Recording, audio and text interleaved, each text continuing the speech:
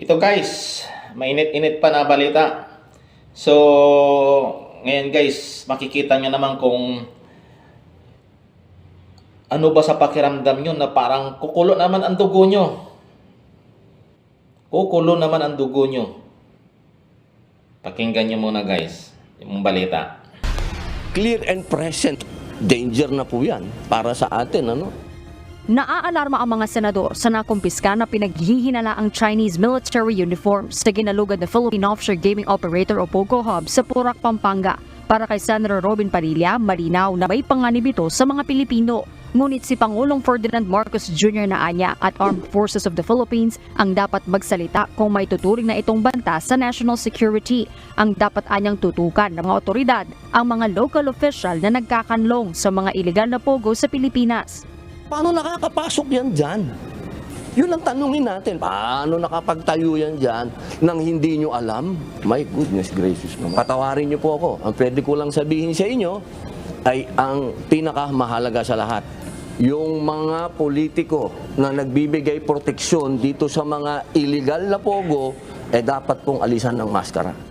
Gusto rin mo na makita ni Senator Padilla ang plano sa mga mawawalan ng trabaho bago iban ang mga pogo sa bansa. Ayon kay Senate Deputy Minority Leader Rizon Tiveros, pinatutunayan anya ng mga nakitang Chinese military uniforms ang impormasyon mula sa intelligence agencies na may koneksyon ang mga pogo at mga dayuhang intelligence assets. Matagal na anyang nangangamba ang intelligence agency sa mga pogo, kaya dapat na anyang ipag-utos ng Pangulo ang total ban sa mga ito. Maghahain din ng senadora ng panukalang batas na layong ibasura ang batas na nagpapato ng buwis sa mga pogo. Peke man o tunay ang mga nakumpiskang uniforme, para kay Senator Junggoy Estrada, hindi ito dapat baliwalain ng mga otoridad at alamin kung saan ito mismo ginagamit. Si Senator Sherwin Gatchalian naniniwala ring isa na itong malinaw na ebidensya na banta sa seguridad ng bansa ang mga pogo na naging daan-anya para makapasok sa Pilipinas, hindi lamang ang mga sindikato, kundi pati na umano ang mga nais sirain ang gobyerno. Giit ng mambabatas, panibagong rason ito para ipagbawal na ng Administrasyong Marcos ang mga pogo sa Pilipinas.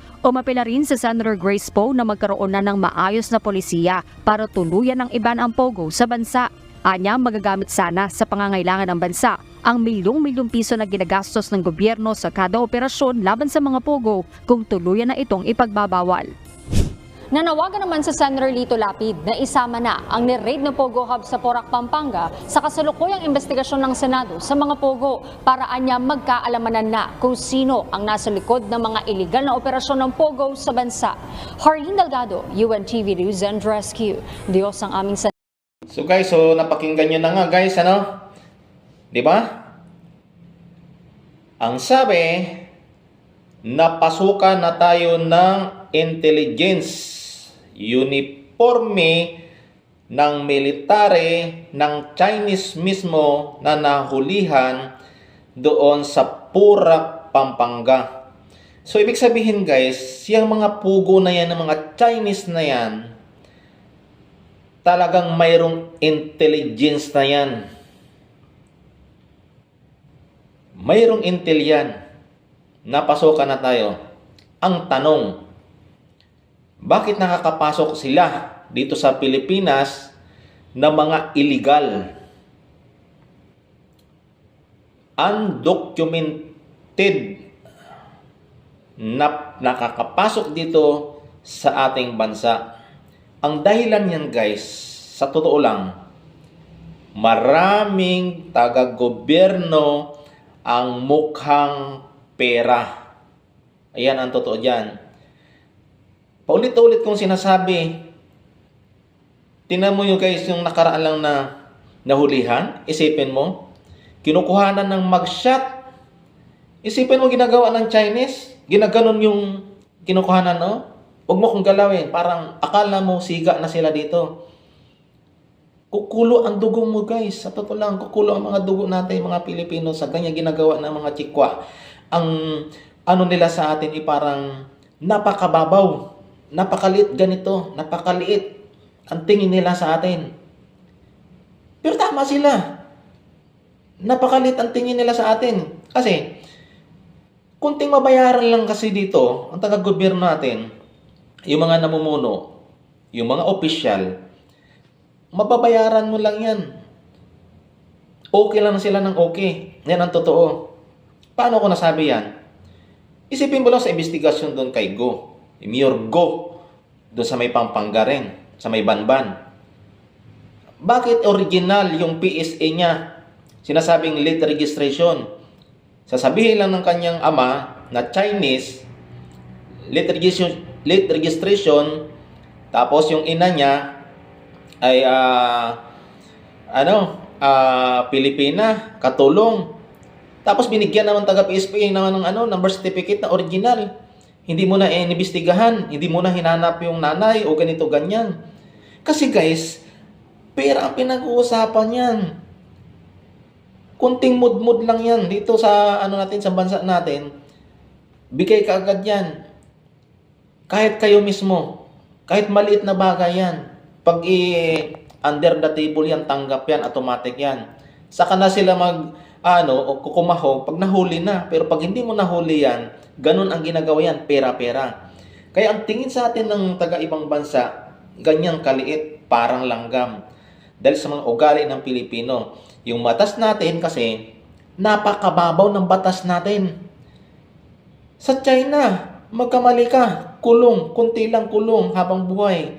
Ang pinakamabigat sa kanila, bitay talaga. Ipapakita talaga nila na papatayin talaga nila yung Pilipino pa nagkamali doon. Pero dito sa atin, instead na ikukulong mo, deportation lang. Diba? Isipin mo kung gaano kalukuhan dito sa Pilipinas natin na ganyan ang kababaw ang natin. Kaya ang tingin sa atin dito, matalino ka man, napakababaw ang tingin. Kahit kami na mga mamayan, na kami maliliit na mamayan, ang tingin namin sa mga gobyerno talagang napakababaw. Bakit takot kayong ipasa ang kamatayan, ang bitay? Takot kayo? Kasi kayo rin mismo ang gumagawa? Pag malinis yung ginagawa nyo, pag ang isang tao ay malinis yung ginagawa, na wala kang kahit ni singkong duling, wala kang nakawin kasi isipin mo yung bayan, sigurado yan, sabihin niya, o sige, pagpasa ng batas, sige, pirma ka agad yan. Pero bakit hindi na ipapasa yan? Takot kayo na sa gobyerno kasi kayo mismo ang gumagawa ng kabulastugan dito sa ating bansa. Hindi mangyayari yan. Ang dami, isipin mo, ang daming taga-Chinese na undocumented. Bakit nakakapasok dito? Ang tanong, kasi may under the table. Yan ang totoo dyan. Ang kakapal ng mga mukha nyo. Kaya, totoo naman yan. Sa ginagawa ni Duterte na mahigpit, kamay na bakal, dapat ganun ang presidente natin. Dapat may kamay na bakal. Mahigpit tayo dito. Kasi pag mo na takot kang mamatay, takot kang pumatay, ganyan ang gagawin sa'yo. Sa totoo lang, kayong mayayaman, wala kayong iniisip kundi ang sarili nyo. Pero yung mahihirap, yan ang nagdurusa dito sa Pilipinas. Yan ang totoo. Kasi wala kayong mga puso. Ang iniisip nyo kasi pera. Sa totoo lang, pera ang kakapal ng mga mukha nyo. Yan ang totoo dyan. Kunting bigay lang, under the table yan, pasok yan, ng mga tsikwa. Kaya anong nangyayari dito sa ating bansa, pinasukan na tayo ng intelligence, pinasukan na tayo ng military ng China. Kahit dito sa ating bansa, paikot-ikutan na tayo ng mga warship nila, ng mga Coast Guard nila, okay lang. Kasi nga, kunting lagay lang, okay na. Matuto tayo guys. Kahit mahirap lang tayo.